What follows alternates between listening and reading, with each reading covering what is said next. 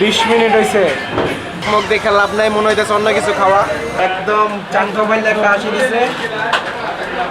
বড় ভাই, ও বড় ভাই,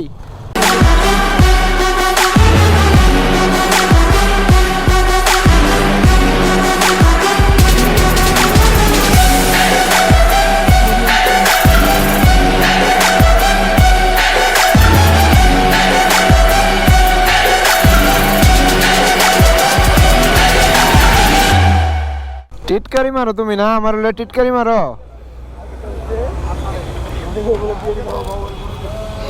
আলামিনে খাওয়াইবো, আলামিনে খাওয়াইবো। আলামিনে কিন্তু ট্রিট 2টা পাওনা আছে, আলামিনে গেছে। যেহেতু বিরিয়ানি ভাই আছে, যাবো একটু বিরিয়ানি খাইতে। এই তো চলেন সামনে আগাই, বাকিটা আল্লাহ ভরসা। যেহেতু আমরা মোহাম্মদপুরে এসেছি, ওস্তাদের সাথে না দেখা করে কি আর যাওয়া যায়? ওস্তাদের বাসায় আছে, সো যাই একটু দেখা করেই। হোয়াট এ নাইস কার, সলিকা। উইশ করতে এলাম সারে নাকি সিরা ভাইঙ্গে থিয়া বেরোব, একটু মিনিমাইজ কর দাঁড়া। আমি কই কথাটা সারে তাও কি লে যেতেছে MT-15 Thai master of torque. এই জন্যই আমি নিচ্ছি মাস্টার অফ থর্কের জন্য, একবারে সিরে খাইবে নি। তারপর যদি কত জায়গা থেকে কল আসে মাস্টার অফ থর্কের জন্য, তখন তোমরা এয়ার অ্যাম্বুলেন্স পাঠাইও। না না না, এরকম কিছু হবে না, আমরা কিছু চাই না এরকম কিছু।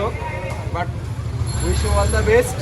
আমারও যাওয়ার কথা ছিল, ওস্তাদকে কইছিলাম, কিন্তু আমি দান্দায় আছি, এর লেগে যাইতাছি না।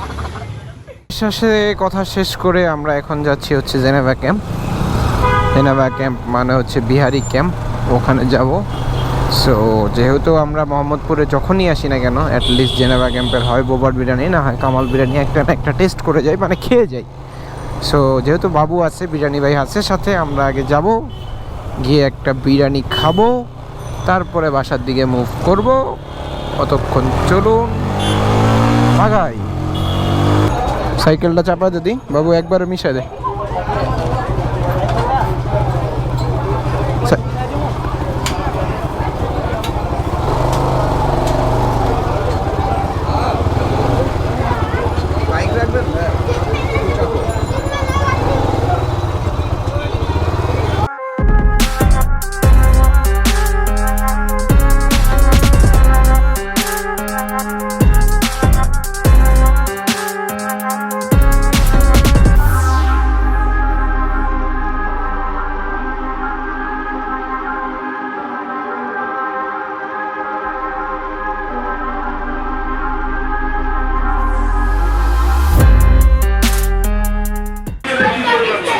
মিনিট হয়েছে, বয়ে রয়েছে বিরিয়ানি ভাইয়ের লেগে খালি, কিন্তু ব্যাকগ্রাউন্ড মিউজিক কিন্তু সেই লাগাই দিছে।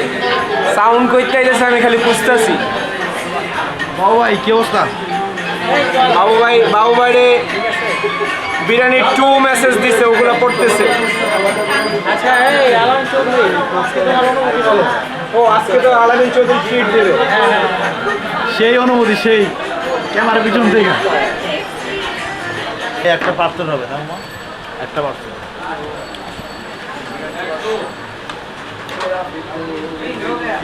চৌধুরী সাহেব আজকে ক্যামেরা হ্যান্ডেল করতেছে। বিরিয়ানি ভাই আজকে নতুনটা পাইছে, একদম চাঙ্গা বাইলে একটা হাসি দিছে। চিল রিভিউ দাও বিরিয়ানি সব কামালের থেকে বেটা, ঠিক আছে? তো ফাইন ভাই শুরু করবে। আর এখানে আসার পরে এই যে ভাইয়ার কিছু সাবস্ক্রাইবার্স আছে, actually they are come from Kazi Nowrin.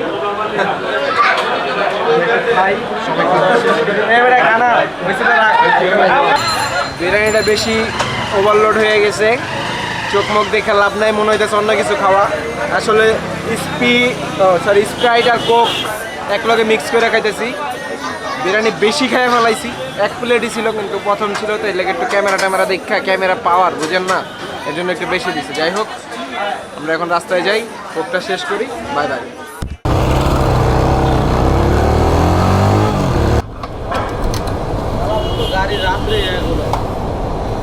ভাই আরেকটু ঢুকান।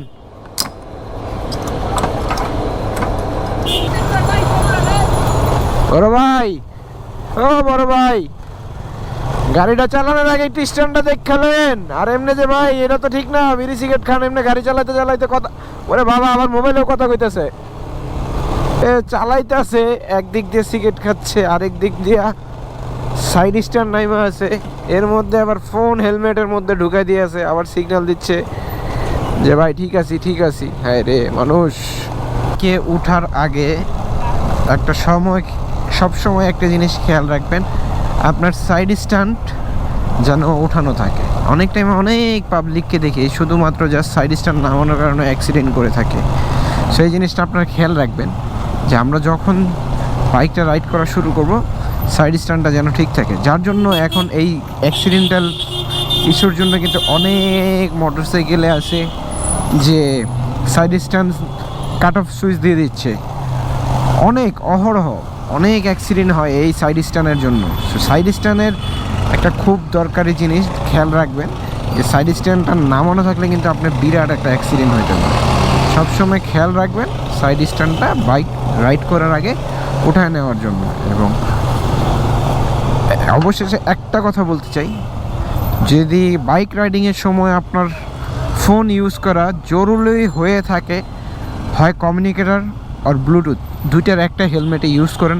না অনেক হেলমেটে আছে যে ইনবিল্ট ব্লুটুথ থাকে, ওই হেলমেটগুলো ইউজ করুন, তাহলে আপনিও সিকিউর থাকবেন, আরেকজনও সিকিউর থাকবে। প্লাস আপনি যেভাবে রাইড করতেছেন ফোনটা কানে লাগায়, একজন সার্জেন্ট পুলিশ যদি আপনাকে দেখে যে কোনো টাইমে মামলা দিতে পারে।